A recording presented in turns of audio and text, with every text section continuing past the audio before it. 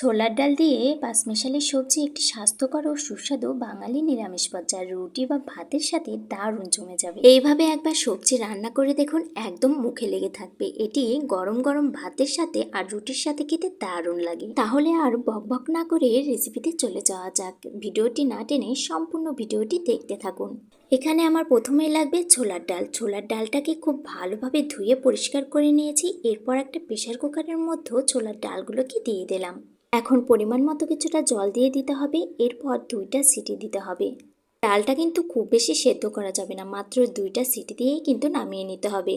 এখানে ডালটা সিটি দিয়ে আমি নামিয়ে নিয়েছি। এরপর চুলায় একটা কড়াই বসিয়ে দিয়েছি। কড়াইয়ের মধ্যে দিয়ে দিয়েছি কিছুটা সরিষার তেল, পাঁচফোড়ন, তেজপাতা, কাঁচামরিচ আর দারচিনি আর এলাচ। খুব ভালোভাবে ফোড়নটাকে একটু কিছু সময়ের জন্য ভেজে নিতে হবে। ফোড়নটা ভাজা হয়ে গেলে এখানে 5 রকমের সবজি দিয়ে দিয়েছি। এখানে আমি কাঁচা কলাও দিয়েছি, আর কাঁচা কলাটাকে অবশ্যই হলুদ জলের মতো ভিজিয়ে রাখতে হবে, তাহলে কষটা এড়ে যাবে।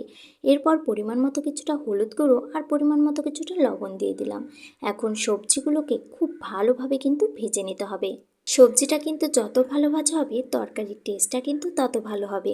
এই সবজিটা রান্না করতে খুব বেশি মশলার কিন্তু প্রয়োজন নেই। সামান্য একটু আদা বাটা আর সামান্য পরিমাণে একটু জিরে বাটা দিলেই হবে।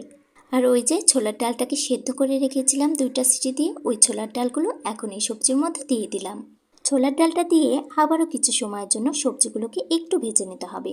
যখন ভাজা হয়ে যাবে তখন এখানে পরিমাণ মতো কিছুটা জল দিতে হবে। জলটা কিন্তু খুব বেশি দেওয়া যাবে না, সবজিটা সেদ্ধ হবে এমনভাবেই জলটা দিতে হবে। এরপর ঢাকনা দিয়ে ঢেকে কিছু সময় এভাবেই রান্না করে নিতে হবে। সবজিটা কিন্তু আমার রান্না হয়ে গেছে। এখন এখানে দিয়ে দেবো স্বাদ মতো কিছুটা চিনি। আর নিরামিষ সবজিতে চিনি দিলে খেতে দারুণ লাগে। আর গ্রেভিটাকে একটু ঘন করার জন্য এখানে ময়দা গুলিয়ে দিয়ে দিলাম। সবজিটা কিন্তু আমার একদম রান্না হয়ে গেছে। এখন একটু নেড়ে চেড়ে নামিয়ে নিলেই কিন্তু তৈরি এই মজাদার সবজি রান্না। এইভাবে যদি কখনো সবজি না খেয়ে থাকেন, তাহলে অবশ্যই একবার এইভাবে ট্রাই করে দেখুন, দারুণ লাগবে খেতে। আর আমার রান্নার ভিডিওগুলো যদি আপনাদের ভালো লেগে থাকে, তাহলে অবশ্যই লাইক, কমেন্ট, শেয়ার করে পাশে থাকবেন। ধন্যবাদ।